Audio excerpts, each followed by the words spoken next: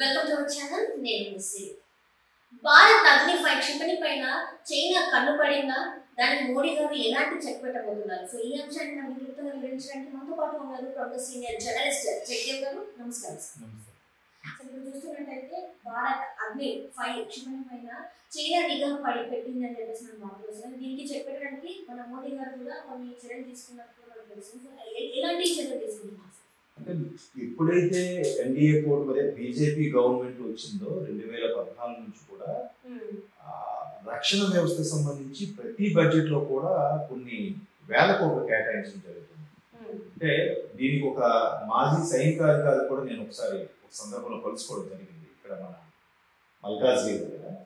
అయితే మన మాజీ సైనికాధికారి ఆయన చెప్పిన మాటల్లో నాకు అర్థమైంది ఏంటంటే, బీజేపీ ప్రభుత్వం ఎన్డీఏ ప్రభుత్వం వచ్చిన తర్వాత చాలా వరకు కొన్ని రెస్ట్రిక్షన్స్ నియమ నిబంధనలు మార్చారు.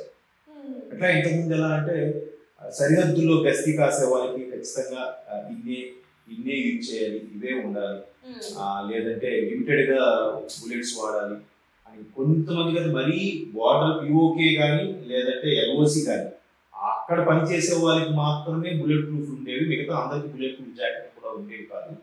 బట్ ఈ ప్రభుత్వం వచ్చాక మాక్సిమం అందరికీ బుల్లెట్ ప్రూఫ్ జాకెట్లు మంజూరు చేయడం, ప్రతిదీ కూడా రక్షణ వ్యవస్థ మీద రష్యాతో కానీ లేదా మన ఇజ్రాయెల్తో కానీ కొన్ని ఒప్పందాలు కుదుర్చుకోవడం. ఇప్పుడు మా ఫర్ ఎగ్జాంపుల్ సర్జికల్ స్ట్రైక్ ఉంది. సర్జికల్ స్ట్రైక్ సంబంధించి మీకు తెలుసో తెలీదో మనం ఇజ్రాయెల్ యొక్క టెక్నాలజీ వాడుకున్నాం కూడా. ఇజ్రాయెల్ దేశం గురించి మనం ఇక్కడ సందర్భంగా చెప్తున్నాను. ఇజ్రాయెల్లో ఆ దేశం ఎటువంటి విషయం పక్కన పెడితే వాళ్ళ రాజ్యాంగంలో భారతదేశం గురించి ఒక 2 లైన్లు రాసుకుంటున్నారు. ప్రతి ఒక్క ఇజ్రాయెల్ పౌరుడు వాళ్ళు అంటే క్రిస్టియానిటీకి సంబంధించిన దేశం కాబట్టి జ్యూస్ అంటారు, జ్యూస్ సందర్భం చెందేవారు. వాళ్ళు అక్కడ ఏదైతే క్రీస్తు పుట్టిన సంబంధించిన జెరూసలేం ఉందో దాన్ని విజిట్ చేయాలి, జీవితంలో ఒక్కసారైనా భారతదేశాన్ని కూడా విజిట్ చేయాలని రాసుకున్నారు రాజ్యాంగంలో. చెప్తారు. ఆ తర్వాత ఇంకొక పాయింట్ కూడా ఉంది. భారతదేశం సహాయం అడిగినా అడగకపోయినా భారతదేశం కష్టాల్లో ఉన్నప్పుడు నీకు నువ్వుగా వెళ్ళి సాయపడాలని కూడా రాస్తున్నారు రాజ్యాంగం. అంటే ఎంత గ్రాట్యుటీ, ఎంత కృతజ్ఞత భావం, ఎంత విశ్వాసమో చూడండి ఆ దేశానికి. ఎప్పుడో జ్యూస్ని అందరినీ అంతమొందించడానికి హిట్లర్ సమయంలో ఎక్కడెక్కడ చెల్లాచెదురైపోయే ప్రపంచ దేశాలకి పడవల మీద, కాలినడకల మీద, ఒంటెల మీద, గాడుల మీద సామాన్లు వేసుకొని పయనమవుతున్న ప్రజలు కొన్నాళ్ళకి అటు ఇటు కొట్టుకొని పడవల కొట్టుకొని వస్తే మన దక్షిణ భారతదేశం తీర ప్రాంతాలకు చేరుకున్నారట. చేరుకోగానే మన భారతీయులందరూ వాళ్ళని ఆదరించి ఎక్కడెక్కడ వాళ్ళు బతకడానికి అవకాశం ఇచ్చారు. ఇప్పుడు గోవా, డెయ్యూ, డాము, పాండిచ్చేరి ఇలాంటి ప్రదేశాలన్నీ కూడా, మద్రాసు. సో వాళ్ళకి అది ఉండిపోయింది. మళ్ళీ వాళ్ళకి ఒక స్వతంత్ర దేశం ఏర్పడిన తర్వాత మళ్ళీ అక్కడ కొంతమంది వాళ్ళు అక్కడ రాజ్యాంగం రాసుకుని అది రాసుకున్నారు. అంటే ఇది వేరే సందర్భం అనుకోండి. అయితే ఎట్లాంటి భారతదేశానికి చాలా బాగా బీజేపీ వచ్చిన తర్వాత ప్రతిదీ క్షిపణి వ్యవస్థ పెంచుకున్నారు, రక్షణ వ్యవస్థ పెంచుకున్నారు, రక్షణ సైన్యాన్ని కూడా పెంచుకునే ప్రయత్నం చేశారు. మొన్నటి బీజేపీ రెండోసారి ప్రభుత్వం వచ్చినప్పుడు కూడా ఆపరేషన్ తన పేరు గుర్తు రావట్లేదు పెట్టారు. అంటే సైనికుల్లో కూడా ఎక్కువ మంది సైనికులు 40 ఏళ్ళు పైచిలకు వారు ఉన్నారు. కొత్త వాళ్ళని తీసుకోవాలని చెప్పే ఉద్దేశంలో ఒక్కొక్కరికి 2 ఏళ్ళు 3 ఏళ్ళు పనితనం నేర్పించాలని కూడా తీసుకున్నారు కదా. దాని మీద మన యాంటీగా కూడా వచ్చింది 3 years బ్యాక్. బట్ అది కూడా మంచి కాన్సెప్ట్.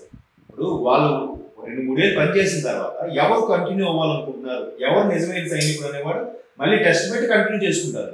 అసలైన పౌరుడు అనేవాడు కంటిన్యూ అవుతాడు కదా, లేకపోతే లేదు కదా. సో అట్లా బీజేపీ అనేది కొన్ని రక్షణ వ్యవస్థ సంబంధించి చాలా బాగా చేసింది. లేటెస్ట్గా 2 రోజుల ముందే ఒక సొరంగ మార్గం కూడా పెట్టారు కదా, అస్సాంకి సంబంధించిన బార్డర్, చైనాకి సంబంధించిన బార్డర్. అంటే ఆ సొరంగ మార్గం గుండా వెళ్తే మనం 20 నిమిషాల్లో మొత్తం అన్ని క్షిపణి వ్యవస్థ అంతా కూడా ట్రాన్స్ఫర్ చేసేవచ్చు. చైనా మనకు పెద్ద ముప్పు ఎవరంటే చైనా. మనతో ఢీకొట్టే ధైర్యం ఎవరికీ లేదు.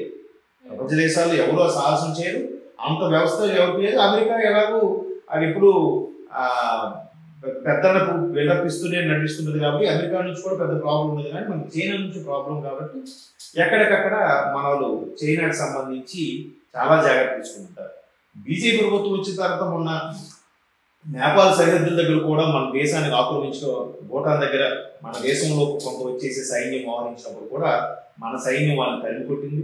దానికి సంబంధించి వెంటనే నరేంద్ర మోడీ కూడా బోర్డర్లోకి వెళ్ళి వాళ్ళందరికీ భుజం తట్టి మరి శభాషణ చెప్పారు. సో ఆ ప్రోత్సాహం ఉండాలి. అలాగే ఈ అగ్ని క్షిపణిలో 5 ఏంటంటే ఆపరేషన్ దివ్యాస్త్రాన్ని పెట్టారు దాని పేరు. సో దాంట్లో ఏంటంటే మల్టిపుల్ టార్గెట్స్ రీచ్ అయ్యేలాగా ఒకేసారి, అంటే దాన్ని ఆ క్షిపణి వ్యవస్థని మనం ఆపరేట్ చేసి బటన్ నొక్కితే ఒకేసారి మల్టిపుల్ ఒక 5-6 ప్రదేశాలకు టార్గెట్ చేస్తే వెళ్ళి అగ్ని క్షిపణి అనేది అక్కడికి వెళ్ళి బ్లాస్ట్ చేసేస్తుంది. సో అది ఇప్పుడు మన వాళ్ళు పరీక్ష చేస్తుంటే చైనా వాడిని సింపుల్ గా మనం మీడియా లాంగ్వేజ్ లో డ్రాగన్ అంటారు, అంటే వాళ్ళ జాతీయ జంతువు సంథింగ్. ఆ డ్రాగన్ వాళ్ళు ఎక్కడికక్కడ మనకి హిందూ మహాసముద్రంలోనూ బంగాళాఖాతంలో కూడా ఒక వాళ్ళ యొక్క అంటే క్షిపణుల్ని చేరవేసే యుద్ధ విమానం ల్యాండ్ అయ్యే ఒక షిప్ ఉంటుంది కదా, అటువంటి షిప్ ద్వారా వాళ్ళు అబ్జర్వ్ చేస్తారంట ఏంటి క్షిపణులు చేస్తున్నారు, ఏ టెస్టులు చేస్తున్నారు ఏంటి అని.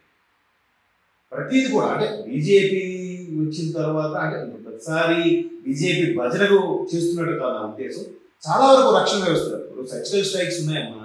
అసలు చాలా మంది వాళ్ళు ఎలా వెళ్తారు, వాళ్ళ దగ్గరికి వెళ్తారంటే వాళ్ళు వచ్చి చంపేస్తుంటే మనం చేతి కట్టుకుని కూర్చోవాలా.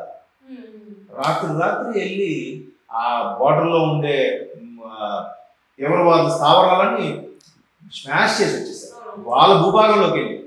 మీరు సర్జికల్ స్ట్రైక్ సినిమా కూడా వచ్చి ఆ సినిమా చూస్తే మీకు అర్థమవుతుంది. అంటే అలాగా బీజేపీ ప్రభుత్వం చేసిన తర్వాత దాన్ని పార్లమెంట్ లో కూడా ప్రతిపక్షాలు ఇష్యూ చేస్తే దాన్ని వీడియో కూడా రిలీజ్ చేసింది.